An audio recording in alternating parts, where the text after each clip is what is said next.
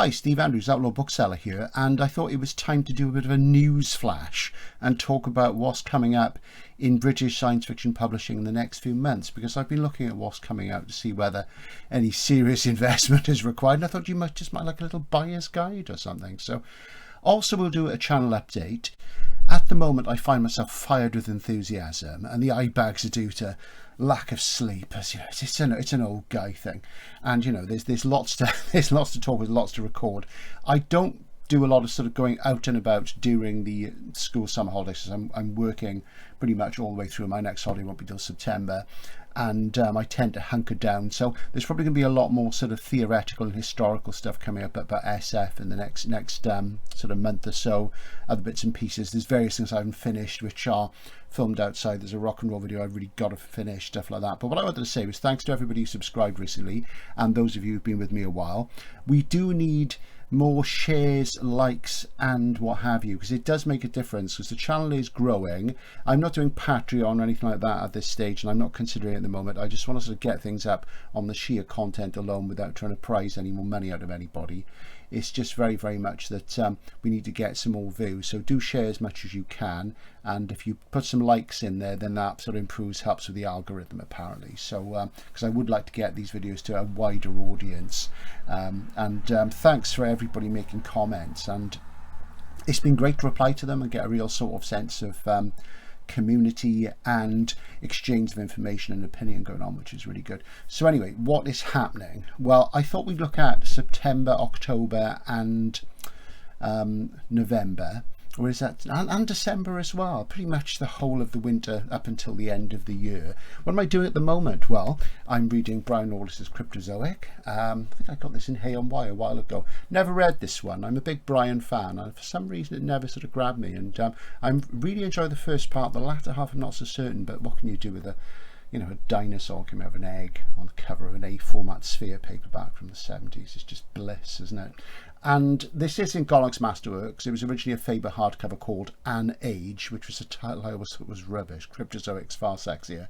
So yeah, but Brian, great stuff. I'm going to do a Brian video at some point, because he's poorly served on the internet, I think, Brian, but not that I've really looked on YouTube very much. So I'm also making my way through Deep Ends, a Ballardian Anthology 2022. I'm not in this one. Originally I was going to be, but it came forward, and the last one will be next year. I'm reading that currently, and I'll be reviewing that soon.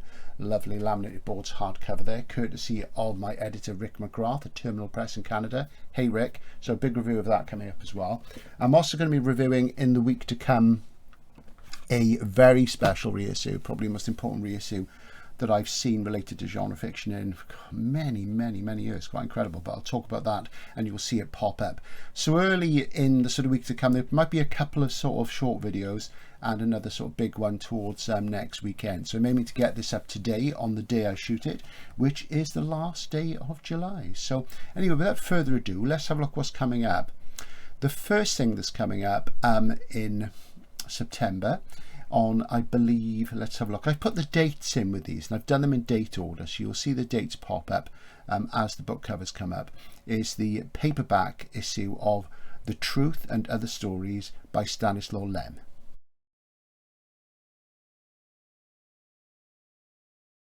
If you want to know more about that book, I do talk about it in my Stanislaw Lem, The Problem of Knowledge video. I'll try and stick a link somewhere beneath in the description or at the end screen.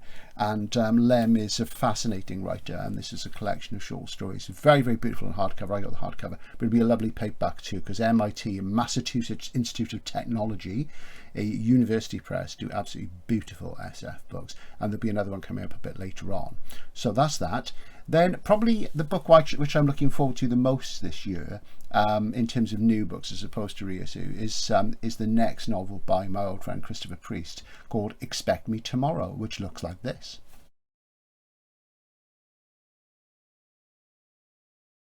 And even though there are some mentions on his website and on Amazon and what have you what it's about, I tend to look at these as I like to go into Chris's books completely open-minded and get ready for the bucket of water in the face, which he delivers very well every time. And it's called Expect Me Tomorrow, which is interesting because for quite a long time he's done books which are the this, the that, the other. You know, he's big on these titles, and he's been doing that for a very long time. And occasionally he steps out of that. The last time he did that was An American Story. This things like the gradual, the adjacent, the glamour, the affirmation, what have you. So I'm really looking forward to this one, because I was looking forward to Chris's books, and I'll probably get an advanced copy, and hopefully at some point when I can afford to get a new webcam, a better webcam, and a proper microphone so I can do voiceovers, and that's why I need to get some more likes and things, so I can try and sort of fund some of this stuff, because you know, in book selling you don't get rich. That's the fact of it, as I've said before. So when I do that, I am hoping to do some more sort of Zoom or style interviews, and Chris is the first person I'll be in touch with, because we've known each other for a long time. So if we can get there and I can get a little bit of money coming in to do that, that would be fantastic, but we'll see. So anyway, and if you can share, that's brilliant. So yeah, that's going to be a big one for me. I'm looking forward to that, and I'll be doing a full-blown review of that without spoilers, which is hard with Christopher, it really is. Then we have a new hardcover from Paul McCauley, Beyond the Burn Line. Good title, that. And I can't say I'm a massive fan of Paul's work. He does remind me of the late 80s, and he was first published in Interzone in that period, and he was the person who sort of was like the front runner in terms of, you know, looking like the sort of new saviour of hard SF alongside Stephen Baxter. In the early days, he was very much the one that the Interzone editorship was sort of pipping for the top, and I've never really got on with this work. It's too hard S for me. I've met him once, very nice chap. This is what it looks like.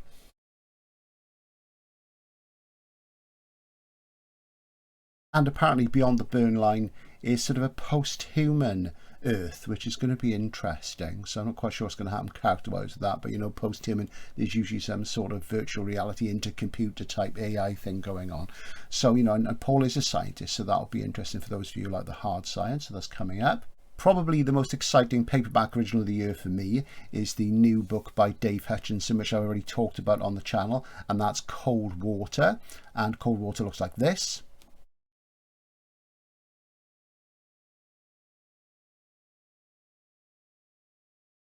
It is the 5th in the Fractured Europe series, and I'm a massive fan of these books. They're very hard to talk about, because as soon as you get into the SF conceit of them, you give the game away, and I'm not going to do that. I just want you to read them. This is the 5th one. They are absolutely marvellous. They're very witty, and David's a facility with characters, and you know, he's just fantastic. And I say the trouble is you can't talk about him very much, because his conceptual breakthroughs, this paradigm shifts, you know, there's one big one in this, and he does have a kind of scientific specialisation he returns to again and again. He does it in a book called The Villagers as well, and but he's just great fun, you know, and they're fantastic. And if you imagine something like The City and the City by China Miéville, where you've got sort of countries breaking down, balkanizing into small things, and it's set in Europe, and it's not a Brexit narrative, but it is kind of related to that in a tangential way, and it's also sort of reminiscent, I guess, of the Ruritania of Anthony Hope. Is something that's popped up in my mind with that very much.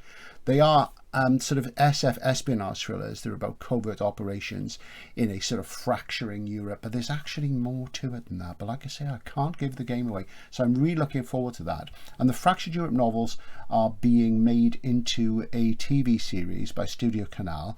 Now, pretty much everything Studio Canal does is brilliant. You know, they do fantastic films and TV shows, a real mark of quality. So I've got really high hopes for this, and this hopefully will break Dave in a big way. I did an event with him about 4 years ago. He's a great guy, and I've been a fan for about 10 years now. And it's annoying because this is a paperback original. None of those books have had hardcover issues, which drives me mad. The beauty of it, of course, is that I can just get hold and sell it and what have you. So that's kind of an important thing. So Cold Water, Volume 5 of Fractured Europe. And you know me, I don't do series very much. In talking about these books, something I want to urge you to do is to go and buy them from bookshops. At the moment, science fiction space in bookshops is shrinking and shrinking. Now, you may think when you go in that the size of the section you see is the same, but you'll notice more and more it's dominated by fantasy writing, by formulaic fantasy writing, a lot of which is written by young women for young women, and there's nothing wrong with that in itself. That's absolutely fine. However, it is mostly of a very low standard of inventiveness, and because publishers are all jumping on that bandwagon and pushing all the money that way, when I was looking at what was coming out this autumn, it's sort of distressing how much fantasy there is compared to SF. And you know, traditional hard SF and literary SF are being squeezed off the bookshop shelves. So if you don't go in and buy them in hardcover from bookshops when you see them, and I know it might cost you a couple of quid extra, they'll stop stocking them, and the SF sections that you enjoy in your local bookshop will be increasingly full of formulaic fantasy novels. So if you believe in SF and you love SF, please do that, and do show a fealty to it, and do try and buy hardcovers where you can. And that's why I'm focusing on hardcovers today. I'm quite glad actually to see that Gollancz are doing a bit more in hardcover for SF, and I think they've neglected it a bit. And even though I'm not always a massive fan of hard SF, you know, it is the traditional thread which keeps the genre going in book form, and we've got to sort of work on that. So please, please, please do buy some of these books in hardcover from your local bookshop. It doesn't matter if it's a chain or an indie, but just make sure, because then the buyers in the bookshop will keep getting the SF back on the shelves, and they won't spend all the sort of budget, the stock budget they have on formulaic fantasy novels, which, you know, sell in big quantities. They've got to have them. I've got to have them. I've got to sell them, what have you. But we want some things which of quality to keep the genre going. So there we go. Just to sort of finish off, I think this is the last book from October I'm going to talk about, is Stephen Baxter. SM Baxter used to call himself back in the early Interzone days with the Paul Macaulay thing I mentioned. And there's a new book called The Thousand Earths, which looks like this.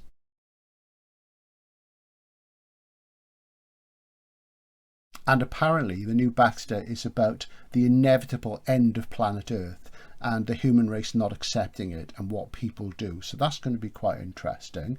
And I did an event with Steve in Swansea way back. It must have been about end of the 90s, and I was managing a bookshop there for a year. I opened the biggest bookshop in Swansea, and I went back there to do an event with Stephen. He's a charming guy, really is, and nice guy, but sadly not somebody I'm that keen on. You know, he's very much, if you like the Arthur C. Clarke thing, he's great. He has great ideas, but he's not my sort of pro stylist. But you know, he's really had an amazing career, and he's really worked really hard. So you know, so get out there and do buy that in hardcover as well. And of course, I've completely contradicted what I meant to say.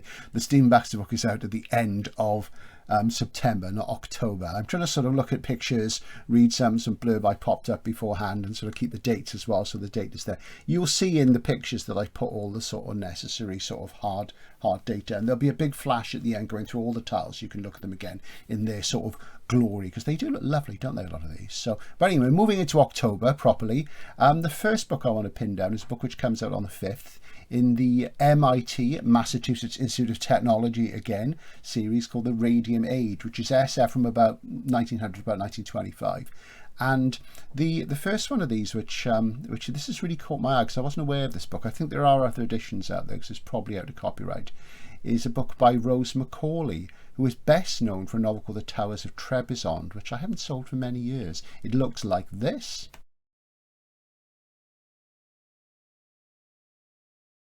And it's kind of a totalitarian dystopia about using a computer program in a future Britain for selective breeding to sort of make everybody into like a Superman. So it's sort of a pre-Nazi thing, which is interesting. So that ties in with the dystopian video, I guess, which I've just uploaded. So that'll be an interesting one. It's got a cover by Seth. I do like Seth's art. It's fantastic, and his comics are great. So that'll be an interesting What Not. What a British title that is.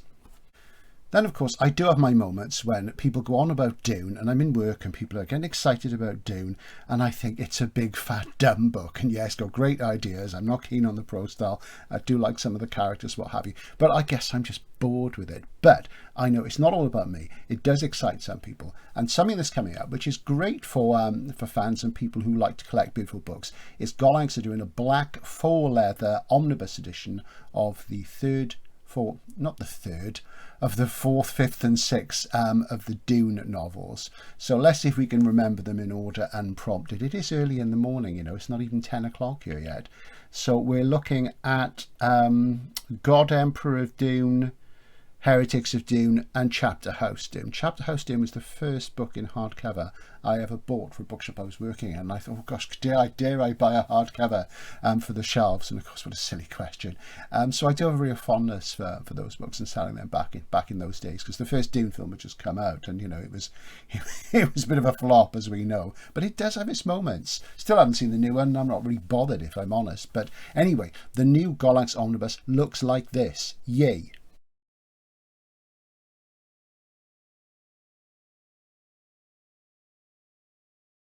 Now that will retail for around about £35, of course, and you know, it'll go to multiple printings. It won't be excited, but you know, if you want to get a first printing, sort of run out there and get it first.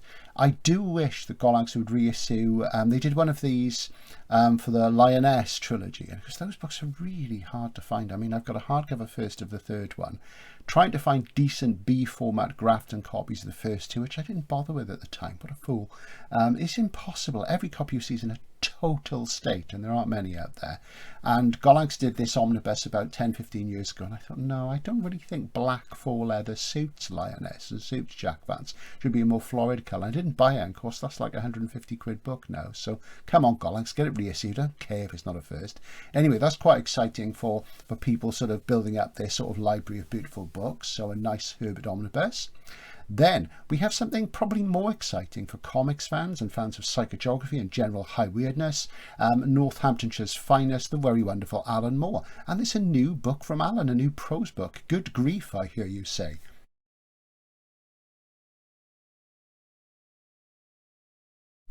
Yeah, Illuminations, it's a short story collection. So his first short story collection, which is quite exciting because he does go for these big chunky tomes. Jerusalem, of course, is about that thick, and Voice of the Fire is smaller, but you know, it's quite dense prose and stuff. But he is interesting as a prose stylist, though I do probably prefer his comics, I must say. So yeah, so that's an exciting one, and Bloomsbury are publishing that, and they'll market it for the mainstream because of course they're sort of really sort of aiming in the same year as Ian Sinclair and B. Catling and these sort of people, which is fair enough. That's cool. But yeah, that'll be an exciting one to look forward to. Something else that's happening on the 13th of October is another book by an author I haven't read yet, but who gets a lot of attention, and it's this one here.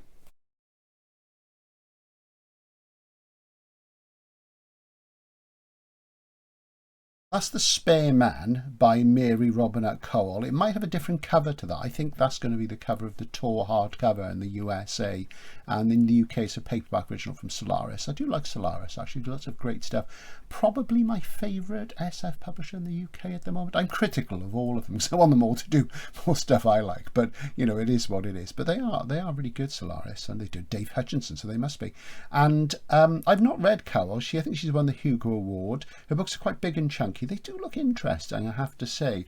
And this one is about a female character travelling sort of incognito and sort of enjoying being anonymous. And then she's sort of on an interplanetary spaceship and somebody's murdered. So it's kind of a sort of murder story in space. And okay, that's all very well and good, you know, but I don't know whether that turns me on. But she is popular. She was meant to be the guest of honour at the Bristol Con this year, but I don't think that's happening now because she is quite a big name. And I think they've got Adrian Tchaikovsky. I won't be going because I look at convention web pages and they have loads and loads and loads of anti-harassment things, and you'd be afraid to sort of sneeze, you know. It's just ridiculous. And you know, when you've met all the big guys, you know, it's and I'm in a privileged position. If I really want to sort of interview and meet an author, I can try and get them along to my work. Not that we've been doing that since COVID. So yeah, so I guess I'm spoiled, but that's one that I think some of you might be interested in, so do have a look at that.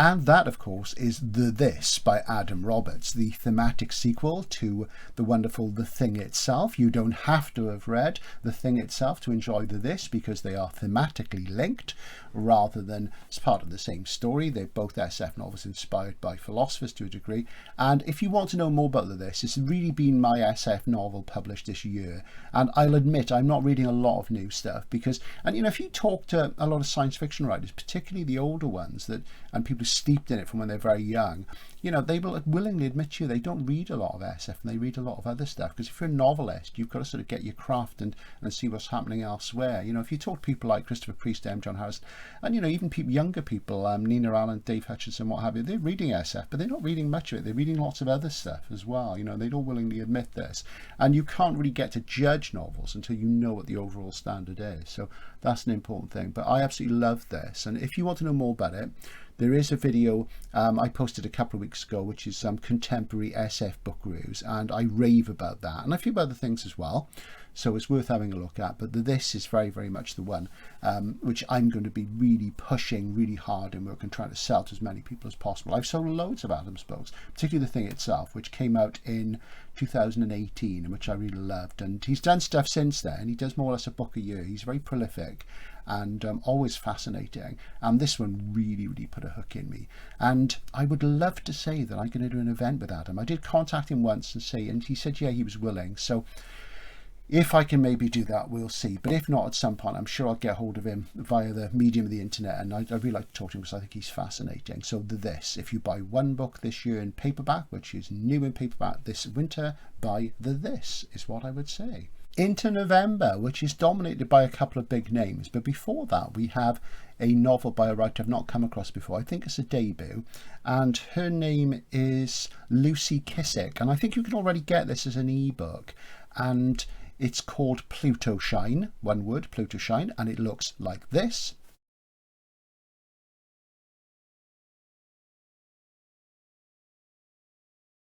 Comes out on 10th of November, hardcover, and it's from Gollancz, and it's about an accident that's happened on Pluto, and it's left a female character mute, and her father and her brother are injured, and there is some sort of secret and going on there. And I'm not going to say too much about it, but there's some tantalizing details on various websites and what have you.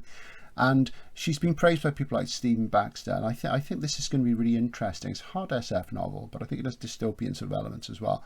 And it does look very interesting, and apparently she sort of takes Pluto and makes it into a world as fascinating as, say, Arrakis or what have you. So I think we're going to get some good ideas here. So, and that's a hardcover. So as you see, Gollancz are doing sort of quite a bit of interesting hard SF, and some traditional sort of established names there and some new ones. So Pluto shines. So I'm quite interested to see what happens with that. Maybe I'll request a proof copy or something. Who can say? And maybe I'll review it.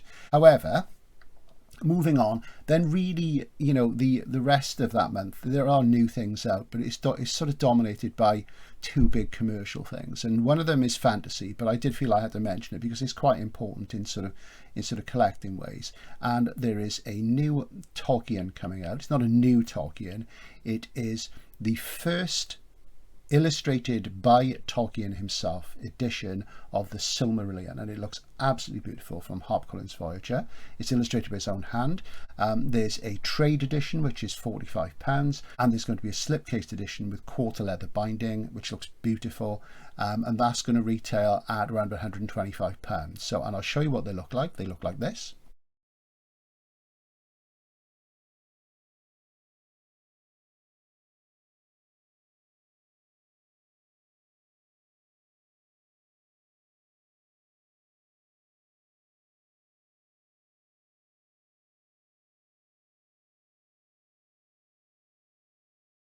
Very pretty, I think you'll agree. Now, not a lot of people try and read the Silmarillion and don't get through it because, you know, it was sort of Tolkien's hobby sort of project about, you know, the sort of earlier history of Middle Earth before Lord of the Rings. But absolutely lovely books, and I don't own a copy of Lord of the Rings at the moment. I've read it a couple of times, and I'm not a huge Tolkien fan. I find his prose rather dull. I find his characters to be, rather than real fully grown characters, they're more sort of like archetypes, you know, that they don't really turn me on. I don't find it very sort of exciting. I like hard, fast, short, sharp, characterful, Vance, Anderson, Moorcock, you know, these really curlicued, wonderful prose stylists and fast action and what have you. That's what I like in my sword and sorcery. But yeah, I mean, if I had 125 quid to spare, I'd get one of those because I think it's beautiful.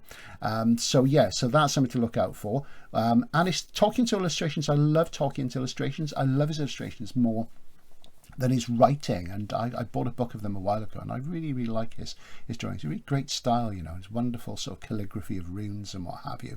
So that's going to be very beautiful. So maybe a Christmas present, guys. You never know. You might get it for Christmas if you're lucky and you drop hints in the right places.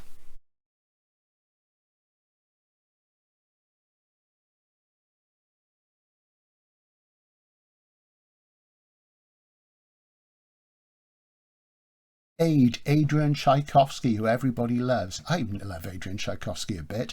And yeah, so that's Children of Memory, which is the third in the sort of trilogy, sort of following Children of Ruin and Children of Time. Everybody loved Children of Time. I still sell tons and tons of it. People just really, really love those spiders, and I prefer the human characters.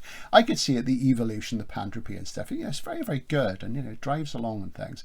But I only really like a certain amount of that. I like a shorter book than that. But people absolutely love that. And, Adrian is good. He has got something. He's writing and producing an awful lot. And I bet you haven't seen, there's even a Warhammer book. I was going to flash it up on the screen here, but I completely forgot to dig it out. So maybe another time. And that's a hardcover. So it's Warhammer 40,000. So look it up. If you get...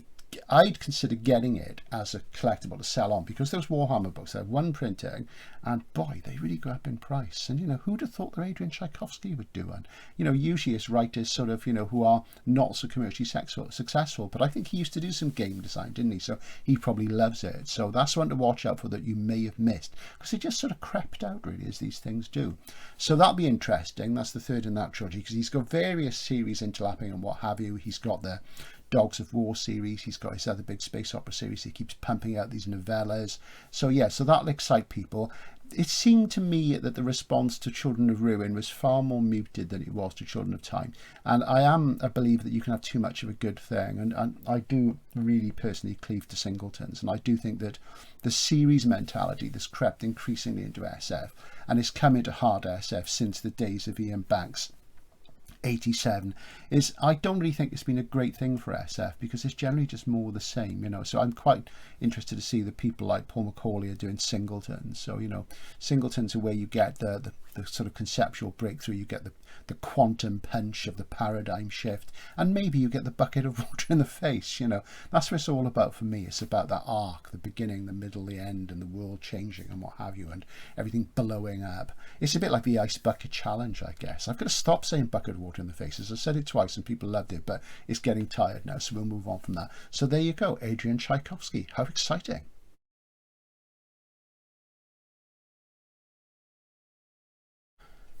We then move into December, and as you see, there's another Adrian Tchaikovsky, a fantasy one this time. First fantasy one he's done for ages and ages. There was a Tor novella, the one that came out after the Expert Systems Brother, which looks like a fantasy thing, which I haven't read. And yeah, isn't that beautiful cover design? Really, really lovely. So, that's quite exciting as well for people who like his fantasy, because of course that's when he started off writing. He did that huge series, which I must admit I haven't read, because I don't really read a lot of contemporary fantasy. So that's as well. So Adrian, is really powering forward there. And that's going to be a big one for December. But the real big one for December, the one, which, the Grandmaster himself. This is what we want, and it's this.